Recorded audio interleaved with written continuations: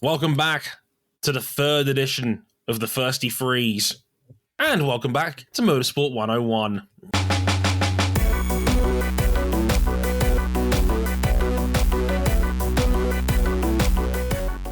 Yes, who knew that Scott McLaughlin was extra parched? Hey gang, welcome to episode 393 of Motorsport 101. I'm your friendly neighborhood host, Dre Harrison. And yeah, welcome to the penultimate round of the 2022 NTT Data, of course, IndyCar series. Nope, it's now the PPG IndyCar Championship. There we go. That one. With Kerbagajanian.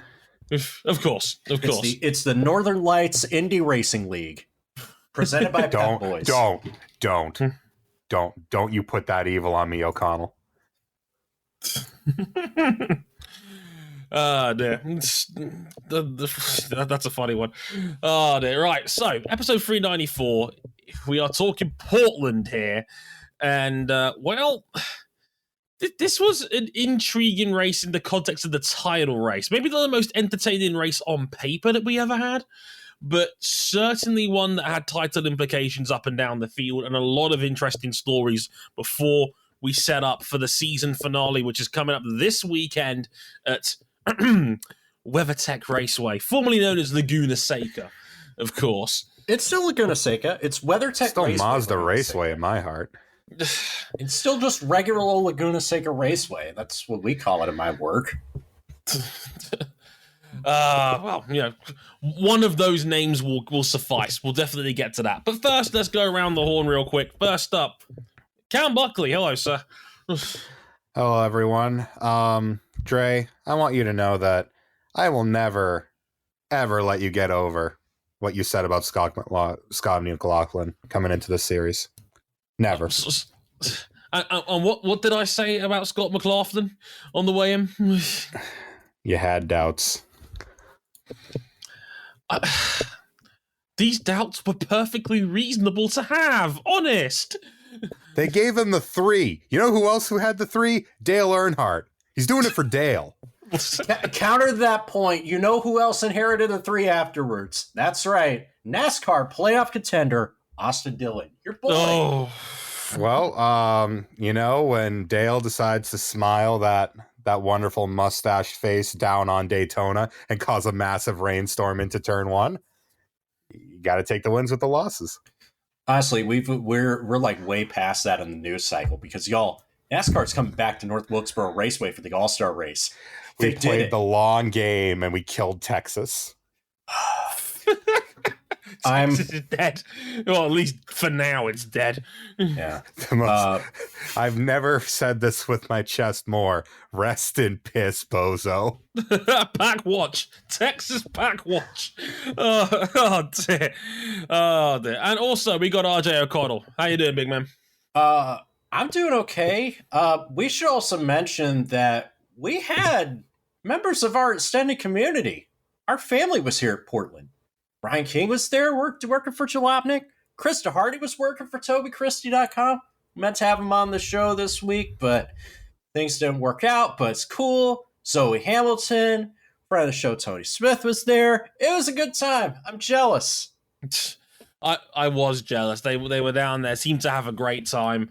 All I know is I was talking to one of my friends in our server, and out of nowhere, Chris kicks in the door and is talking Cards Against Humanity with me. And I so wish I could have been a fly on the wall in that room. God help them all, because that must have been pure carnage, because coming to Broadway this season, Praying the Gay Away the musical, I'm not sure is one that's going to hit different. Oh, God. This is what happens when Ron DeSantis gets involved in musical theater. I'm going to be sick. Oh dear. So we'll talk all about the Grand Prix of Portland. We'll talk about Scott McLaughlin completely dominating the Grand Prix of Portland. Yeah, it was more like a Scott McLaughlin, am I right? Yay. That's one for you Bus Bro fans out there. Hashtag Bus Bros. Yeah, Bus Bros indeed. Fist bumps all around, etc. We gained a third Bus Bro in David Malukas, who is now like... Bus cousin. Yeah, like it's like he's been sworn in as their Gen Z cousin. It's great. Yeah, but we'll talk about McLaughlin's dominance of the entire weekend. We'll talk about some of the action in the midfield because Will Power is going into the final round of this championship in pretty good hands with a now 20-point lead. We'll get into some of that action as well, and we'll preview the final round at Laguna Seca, and I'm giving the crew one last chance to change their title predictions because I'm such a generous person as lead host of this show. I'm a firm believer of mercy, unless when it comes to Cam, in which case, have at it. No mercy is desired, and no mercy will be given. Sinners will be given no quarter, etc. Before that, here's basically you can find us real quick. We're on youtube.com/motorsport101. We're on facebook.com/motorsport101. We're on Twitter at motorsport_101. If you want to follow our personal handles, you can. And Harrison101HD, at RJ O'Connell, and at CBuckley917.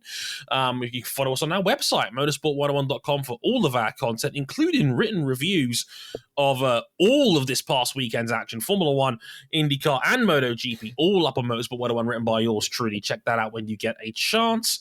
And also, if you really like us, you can back us financially on Patreon, patreon.com/Motorsport 101. $5 gets you early access to all of these episodes before they are released to the public. You also get Discord access, all of that fun stuff in there as well. Do check it out if you haven't already.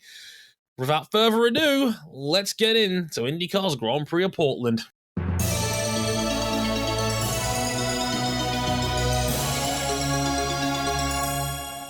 It was another dominant display from the front of the field from Scott McLaughlin as he won his third race of the season, leading 104 out of 110 laps on the day. And, well, never really looked like he was going to lose, even with a late restart towards the end of the race. It was a race that only had just the one caution all day, amazingly. Pretty much 105 laps of green flag running. Only Joseph Newgarden has more wins this season now than the Kiwi sophomore. And fun fact, the Bus Bros have now won 50% of the IndyCar races we've had this season, which is quite the target on the back. Which, hey, leads me into my question. Could Scotty be the early favorite for the Astor Cup in 2023? We were just talking about on our F1 review about Colton Herta and how, if things had broken differently at the Indianapolis 500, he'd be in better shape for having to get a super license without having to bend the rules.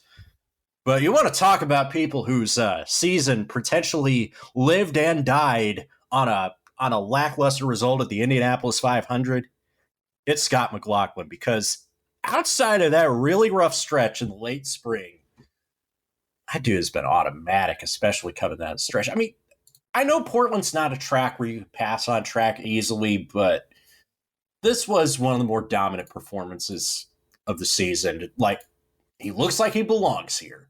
Dre, I don't blame you for having your doubts about Scott McLaughlin. Again, he only had 1 year of relevant open-wheel racing experience back in Formula Fords going into this. This dude had basically no relevant pedigree. It's like if Jimmy Johnson was younger, dude, he wasn't even the most impressive rookie of last season. But, I mean, the second-year gains, tremendous. He's got the road straight courses figured out. He was his oval prowess was already his strongest suit when he was around last year. Like, it's all coming good now. I'll tell you what, it was a project, but the project's looking good.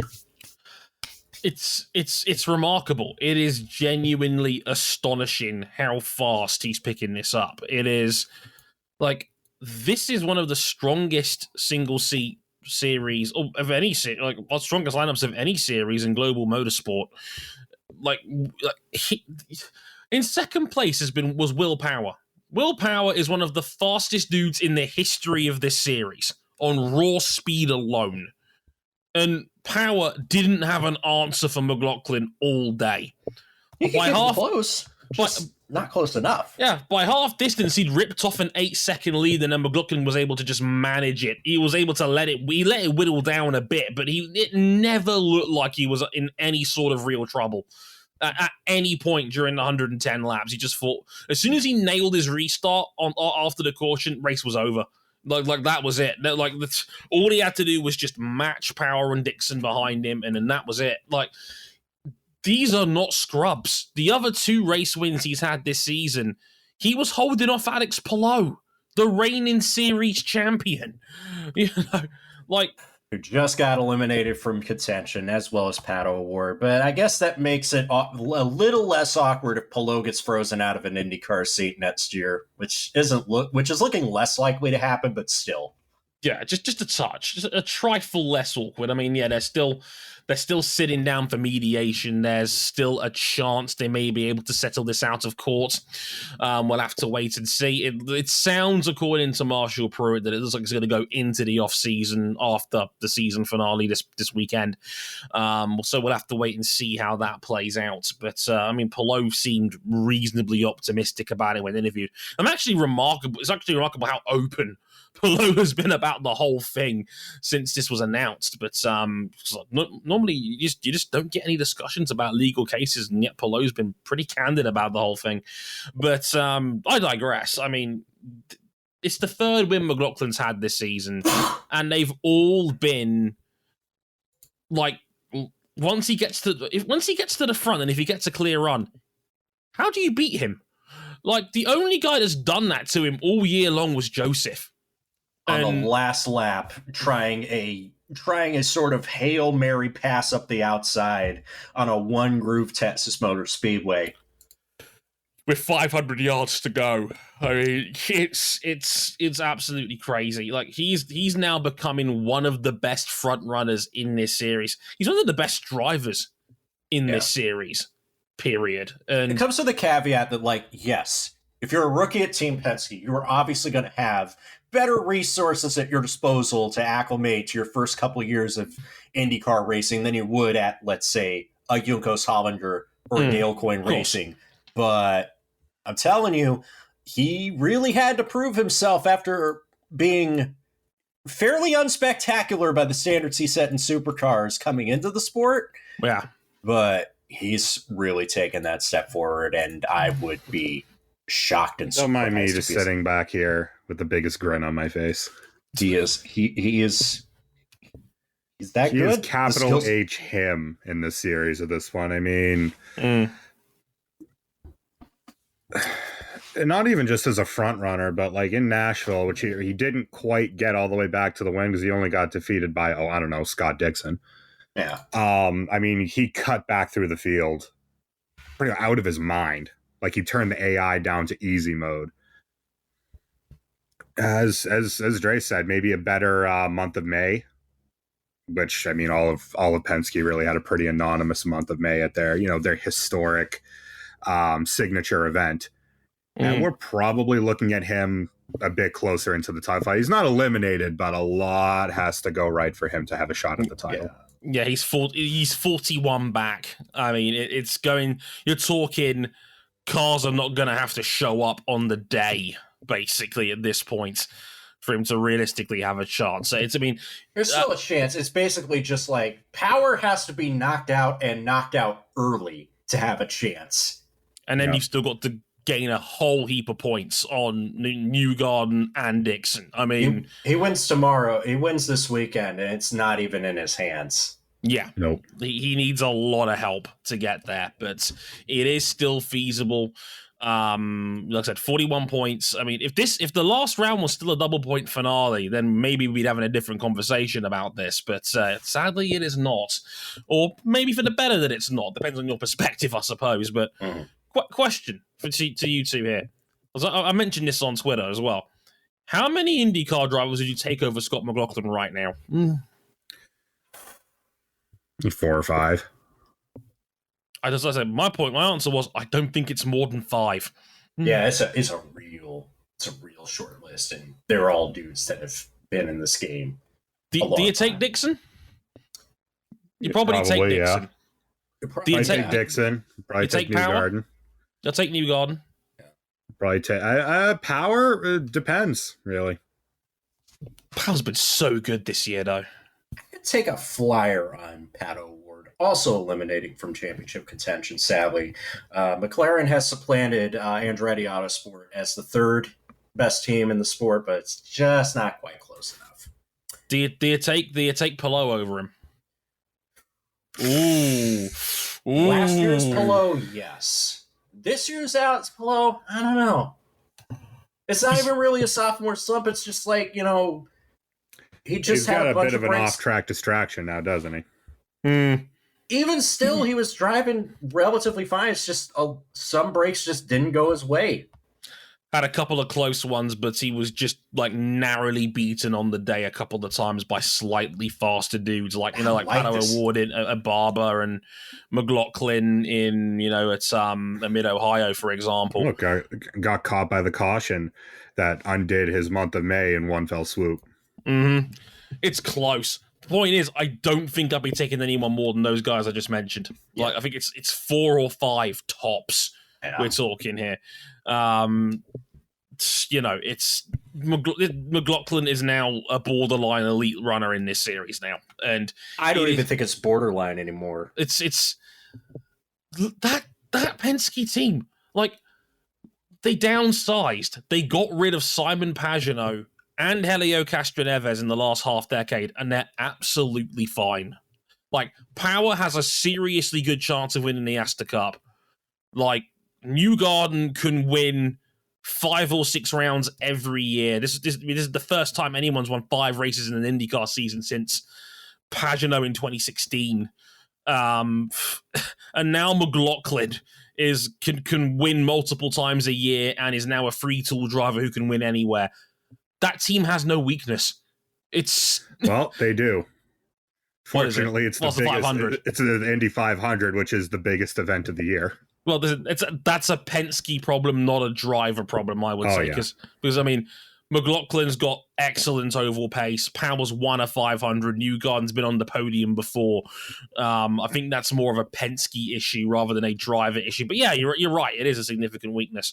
But that's about it out of that lineup. And their main competition, Chip Ganassi, well, is a bit all over the place. Dixon is still Dixon, and we'll get to him in a minute. To be fair, Marcus Ericsson is becoming that dude now. I mean, yeah, he was a little bit underwhelming this weekend. I mean, just didn't work out for him. The qualifying did him in, and he only could get back to 11th. But he's still a remarkably consistent driver now, Marcus Ericsson, and he will land you. He will land you anywhere from 5th to 8th every weekend. Yeah, and in a series where its championship favorite has only won 1 race all year, that's better than you think it is. It's not like F1 where you need to win 7, 8, 9 races a year to be champion. In IndyCar, you can go off 1 win, which Power is doing right now, and win the title. I mean, Palou last year did it on 3. Nobody won more than 3 last year. And like I said, winning more than 5 in a season is rare in IndyCar. Because it is last person to do it was Pagenaud in 2016. And also with Penske. Yeah. Yeah, it's wild, and yeah, it's a nice segue. But the Bus Bros have a 50% win rate on the year. That is wild. A little more than 50% actually, because we haven't gotten to race 16 yet. Yeah, which will probably be on by the time you're listening to this. Yeah, they're going 500 at worst. In other words, which is incredible. Team Penske, even though they've had a poor 500, and even though they've been a bit unassuming at times, still just winning 10 races a year, and it doesn't feel like they've won 10 races a year. They've got 9 out of 15 this season, which is just incredible. It's a team that's almost impervious besides its own signature round. But hey, that's for the month of May. I mean, this was a mixed bag in general for the championship 6 that was going into this race. Palou just didn't look fast at all day. Marcus Ericsson only went from 18th to 11th. He now needs a miracle at minus 39. Pato O'Ward is mathematically out. Just couldn't get a big enough result on his rivals to do it. Realistically, gentlemen, I think it's fair to say it's a 3-horse race. It's Will Power in front, and then Newgarden just ahead of Dixon on countback, but they're both 20 points back. And you look at the stories of these races, gentlemen, and I want to talk about Newgarden first, and how big an error was that final pit stop? That's a tough one. That's a really tough one to take. This was a alternate tire race all the way through. Mm-hmm. I guess Joseph Newgarden thinks he's got the pace on a fresh set of primary tires that could be as good as on a used set of alternates.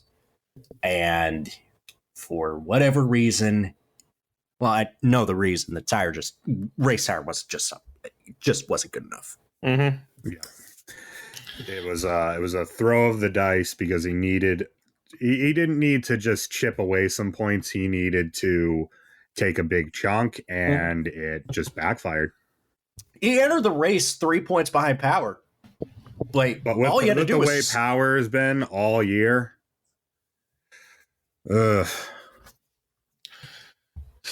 So I actually, because IndyCar's nice enough. I, of course, the resident IndyCar hawk of this podcast, I get the press releases and they tell me that, Will Power has a 20-point lead. He held a 51-point lead over Elio Castroneves in 2014. It would have been hard for him to give that up. And this is not the Will Power who, for 3 straight years, came into the final race with the championship lead and then lost it 3 years in a row. 2010, 2011, 2012, all by less than 20 points. Yep. This is not the Will Power of old who would find new and inventive ways to be the fastest driver over the course of a season and still lose the Astor Challenge Cup at the end. If anything, the story of Power's season has been one where his qualifying is still great. He hasn't had the outright pace to win races, but the stat that jumped off the page to me with Power this season, 11 out of 15 races this season in the top 4. That's unreal. That's the kind of stuff we expect from Scott Dixon. He's had an unbelievably high floor. It's one of the highest floors I've ever seen in a motorsport series. 11 top 4 finishes on the year, but only 1 win. That was back in Detroit. And this race, he spent pretty much the entire 110 laps staring at the rear wing of Scott McLaughlin.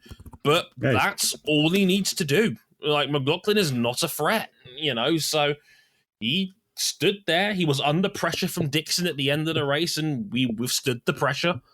Finished ahead of Dixon, which is all he needs to do, and took a comfortable second. And that's fine for Will at the moment. He's a podium finish will guarantee Power the championship at Laguna Seca. And I was going to say, that would normally be a big ask, but Power's lived in that territory all year long. It's the worst event of the year, really, was, again, the 500, where Penske was anonymous across the board. He finished, I want to say, 15th. Yeah, I think it was in the teens. Sort of the only other bogey event was Road America, and that wasn't all his fault with Sub Devlin. Yeah. Oh God. Toronto's the one that leaps off to me as the genuinely real bad Power round, because that was the one where he went across the turn 1 curb and damaged his car. Besides that, not much. He's not really. It's a very weird one this year, because all 3 of our remaining, realistic championship protagonists, all 3 of them had a pretty bad final 500 result. Yeah, highest one being Newgarden in 13th. It's crazy. Again, I'll be talking about the story of our protagonists here going into this final round, and that's Power and Newgarden. Couldn't be a more opposite season to Power if he tried. Newgarden, 5 wins on the year. He has been, outside of the 500, the oval driver of 2022. 3 wins on the other ovals this season. Should have really been 4 if it wasn't for his car failure in Iowa. the second Iowa race, because he could have easily doubled up that weekend. You want to know the last guy who won 5 races in the season and didn't win the championship? That would, of course, be Will Power. You want to know who the guy who won 6 races this season and didn't win the title? That, again, was Will Power. So you're telling me Joseph Newgarden is now going through his early 2010s Will Power stage? When's he going to flip a pair of birds at race control? Which would be weird to say, because, like, if Newgarden's able to pull this back, which, given his incredible level of upside, because this is what Newgarden is. I mean, again, if Newgarden is at the front of the field, he's untouchable. Like, we saw it at Road America. Alex Rossi threw the house at him. Didn't matter. Iowa. Didn't matter. You know, Gateway. Only the rampant Malukas could touch him at the end, and he was off sequence. I mean, Newgarden is the ultimate ceiling guy in this series. Yeah, maybe this season really turned on the car breaking in Iowa race 2. Because that win was a stone cold padlock lock of the week. It was, and I believe the maths would have been he takes a 4-point lead going out of that round. If he wins it, he ended up 44 behind as a result of that incident. It was a nearly 50-point swing on that crash. He's leading by a healthy margin if that crash does not happen. Yeah, probably by around 25 points.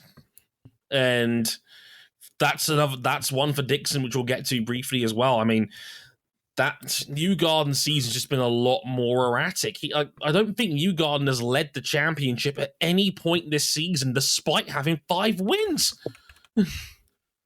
Because he's had so many rough finishes in the middle of the year. The Iowa crash, the Indianapolis free ride that he was in the middle of, which he didn't finish in. He was completely anonymous at Long Beach. Newgarden only led after Long Beach, and it wasn't by much. That was coming off of back-to-back wins. He led by 5 over McLaughlin. Shout out to racingreference.info for this information, by the way. But other than that, he has not led the points. Mark Saracen led 6 out of 7 weeks after the Indianapolis 500. And top 5s and top 10s, somehow, it's not enough if you don't sprinkle in a podium or 2 after that. No. Now, Dixon, we were ready to give up on this dude after he threw away the Indianapolis 500. But that's just it. As if he hadn't botched the 500, he would have already sealed the title. Both of them. Like, yep. It's... The funny thing is, that's the only race this season that Scott Dixon has not finished in the top 10. That's his one mistake all year, yet is the ultimate cardinal sin of IndyCar. You don't fuck up the 500. And he was the overwhelmingly dominant car he had as well. For all intents and purposes, the greatest qualifying run in 500 history. Had the fastest car all fortnight. And being 1 mile an hour over the speed limit might cost him both major honors. Because besides that, he has been vintage Dixon. Just does not give you an inch to work with all year long. He's always in the mix.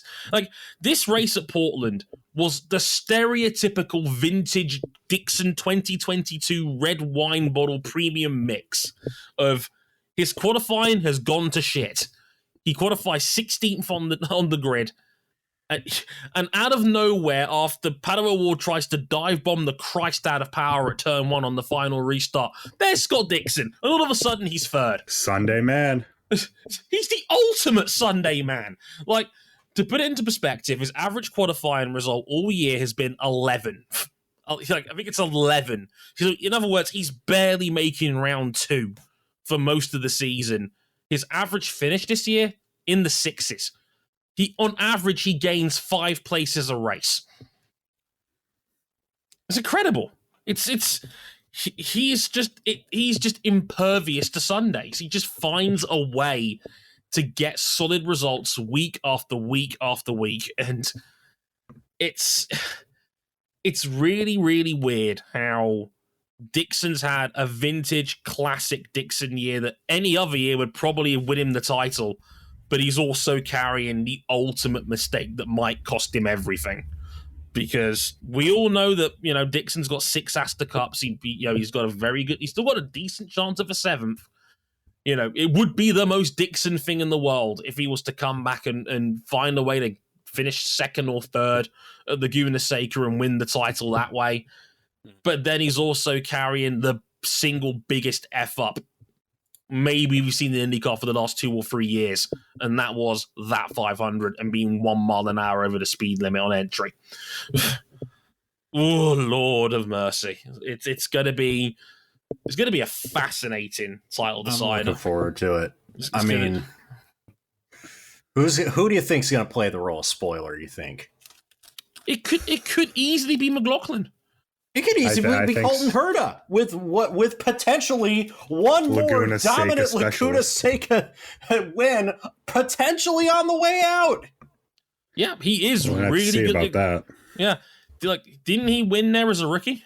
He won there in his first try, and then won there again last year. Yeah, he is stupid good at Laguna Seca. You got a very good point. It could easily be Colton Herta this weekend that could play spoiler. I think McLaughlin's going to be in the mix. He's just on red hot form at the moment. Wouldn't put it past him if Alex Rossi was in the mix. He's also pretty good at Laguna Seca. Was on the way out at Andretti. Yeah, final race for Andretti would be pretty cool. Hell, Grosjean was pretty fast around here last year as well. Should have been in the mix. Was on the podium last year. Could have won that race too. Yeah, Romain Grosjean really could use another return trip to the podium to close the season out on something a little less than a whimper, because the results just haven't been there. Yeah, say that for all of Andretti. Yeah, it's the operating window for Andretti all year has not been good, and Grosjean was nowhere in Portland. He's been it's funny. We had a conversation about that with King back in Long Beach about that Grosjean might be the spiritual leader of Andretti now. Well, he might be now by default only because Herta might have one foot out of the door. But if Grosjean's the best you've got in your team now, you're going to have some problems. Who would have seen going into this year a near total turnover of Andretti's entire lineup? Yeah, it's Kirkwood time, baby.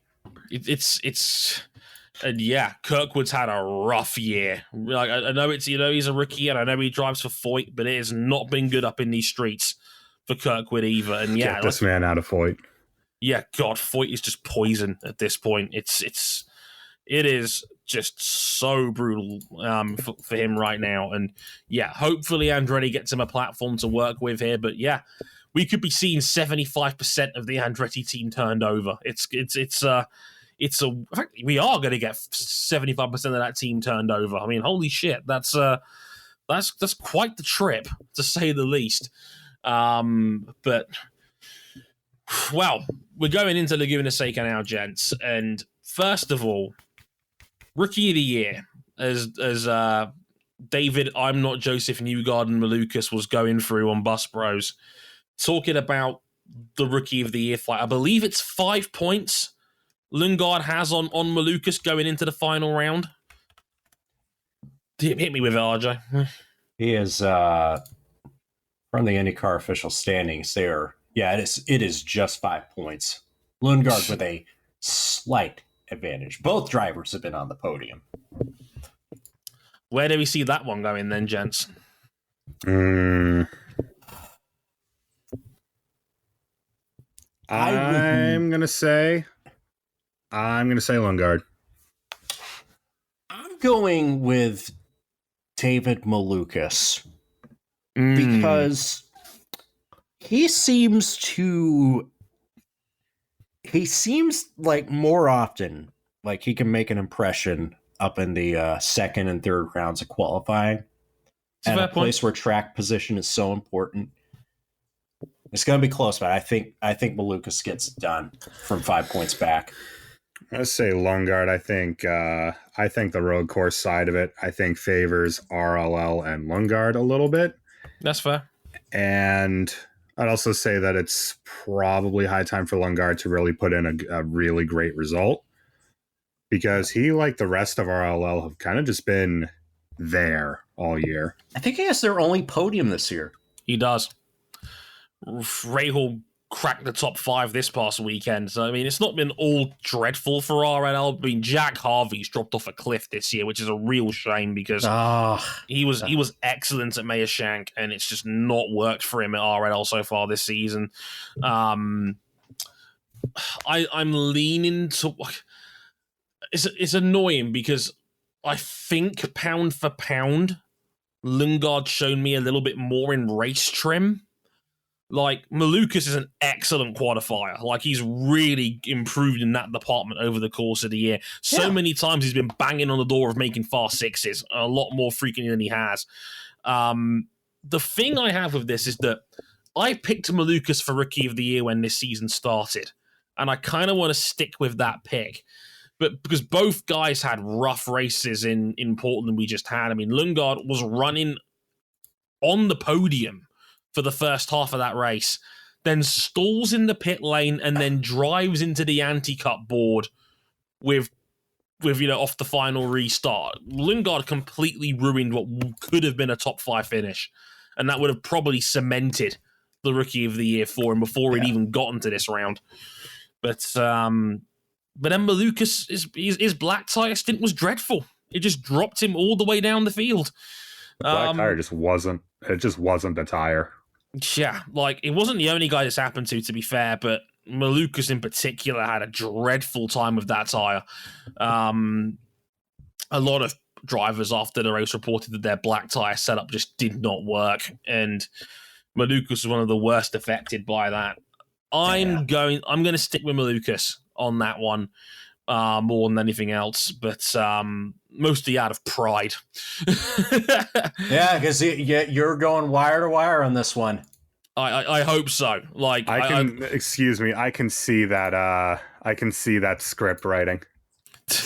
Liar. I may or may not have put Lundgaard in my notes, if I'm being completely honest. It's a tough one. It is a tough pick because they've both had really excellent performances over the course of the season. Very impressive rookie class in general. Like, Formula One's loss has certainly been IndyCar's gain, etc., etc. Another great success of the Alpine Academy. They get so many chances. So the only thing we can really leave you with now before we get out of here is our last minute stone cold padlock lead pipe lock to win the Astor Challenge Cup. Who's going to embrace the trophy and potentially try and lift it? Is it a heavy trophy? It's a big trophy. The proper one is big. I think they give them the smaller replica for a reason. But what do you reckon, fellas? Do you think Power has enough of it with 20 points in hand? He is the one driver that I believe has I want to say he's won here before. Has he won here before? I don't think so. If it has, it's been a while. No, he has not, because I remember that Will Power broke into Champ Car after Laguna Seca dropped off of their calendar, and then by the time it came back, Colton Herta has cleaned up all of the other occasions. Is 20 points enough? I think Power's floor is too high this year. That's what I'm thinking. I think that even if Newgarden or Dixon can win, and they are certainly more than capable of doing so, I don't think, mechanical issues aside, and they have crept in at Penske this year. There's been a couple. I don't think will have a bad enough result to overturn that 20-point gap. I mean, stranger things have happened. When a Penske driver comes in with a seemingly unassailable championship lead in a championship deciding finale in Northern California.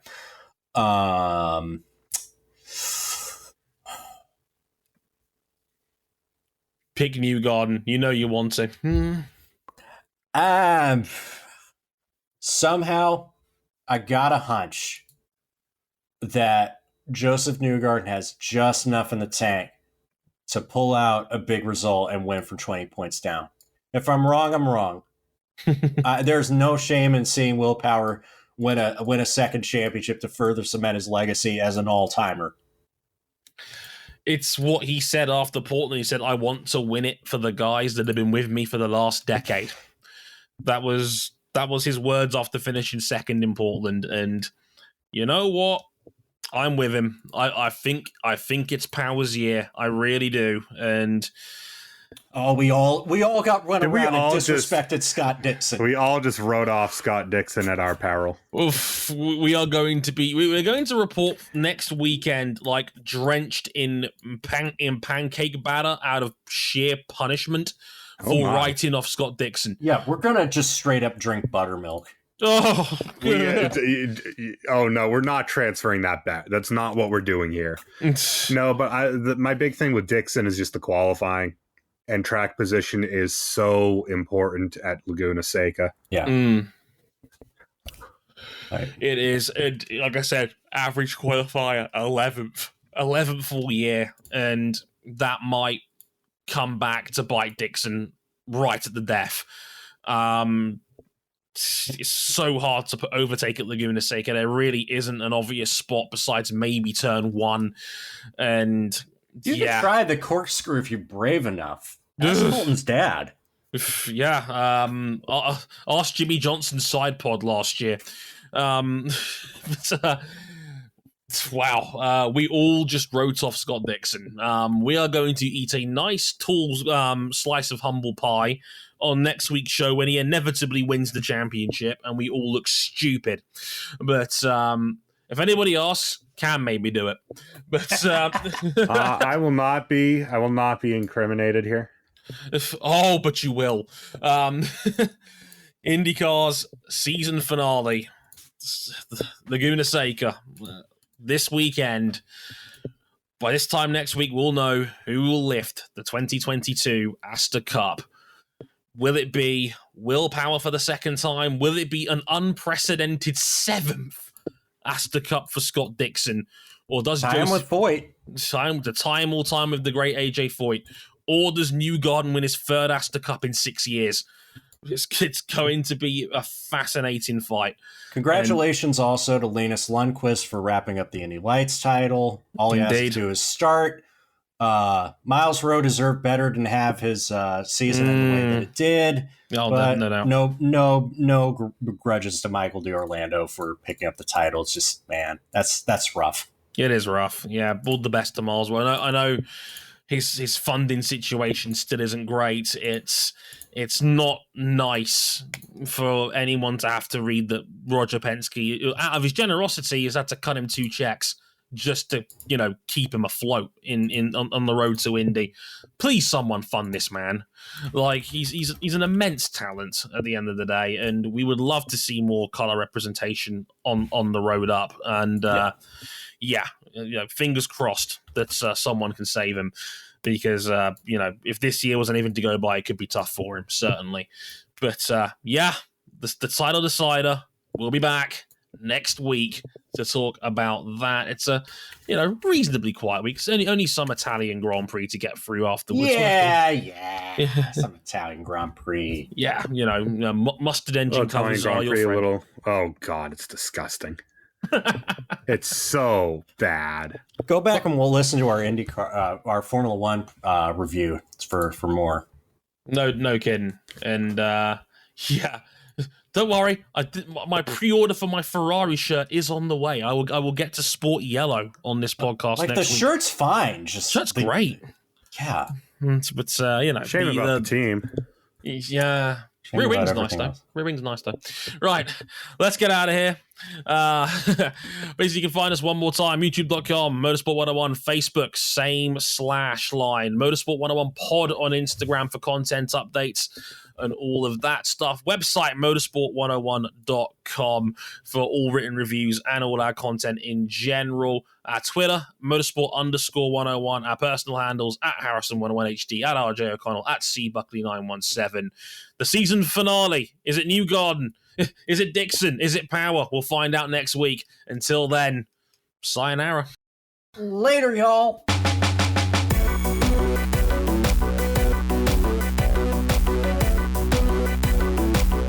So do we have to drink buttermilk or do we have to chew a water bottle live? I think we have to buy a carton of Husky chocolate for the unprecedented miracle of Marcus Ericsson wins the title.